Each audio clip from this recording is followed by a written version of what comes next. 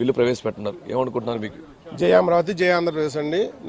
నిన్న పార్లమెంట్లో దాదాపు యూపీఏ సభ్యులు కానీ మరి ఎన్డీఏ సభ్యులు కానీ దాదాపు 41 మంది పార్టీలు ఉంటే ఏకైక పార్టీ మద్దతు ఇవ్వని పార్టీ ఏదైనా ఉందంటే అది వైసీపీ పార్టీ అండి. మిగిలిన 40 పార్టీలు కూడా అమరావతి రాజధాని ఆంధ్రప్రదేశ్కి ఏకగ్రీవంగా మద్దతు ఇచ్చినాయి.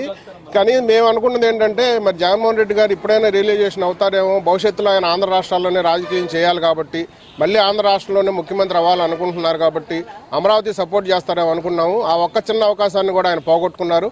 ఆయన రాజకీయానికి ఆయనే సమాధి కట్టుకున్నారని మేము భావిస్తున్నాం.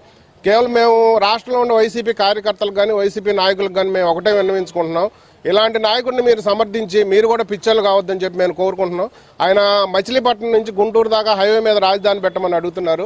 అసలు ఎవరైనా దిక్కున్నాడు బుద్ధున్నాడు ఎవడైనా హైవే మీద రాజధాని పెడతారా? భూములు కావాలంటే ఎక్కడ పల్లెటూళ్ళు ఎక్కడైనా చౌకుంటే అక్కడ భూములు తీసుకుంటారు, కానీ హైవే మీద భూములు ఎవరైనా ఇస్తారా? ఈ దెబ్బతోటి జగన్మోహన్ రెడ్డి గారు ఆయన రాజకీయ సమాధిని ఆయనే కట్టుకున్నారు. మరి ఈరోజు కూడా రాజ్యసభలో ఈ బిల్లు పాస్ అయిపోయి మరి ఆంధ్ర రాష్ట్రానికి గత 70 సంవత్సరాల నుంచి కూడా రాజధాని లేని, శాశ్వత రాజధాని లేని ఆ అపవాదు ఇంతటితో పోయి మరి అమరావతి ద్వారా ఆంధ్ర రాష్ట్రానికి మంచి జరిగి ప్రజలందరికీ ఉద్యోగ ఉపాధి అవకాశాలు కలిగి రాష్ట్రం అంతా సుభిక్షంగా ఉండాలని కోరుకుంటున్నాం. జై అమరావతి, జై ఆంధ్రప్రదేశ్. చెప్పండి, ఏంటి ఈరోజు రాజ్యసభలో అమరావతి రాజధాని ఏకైక రాజధాని ఆంధ్రప్రదేశ్కి ఒక బిల్లు పెట్టినారు?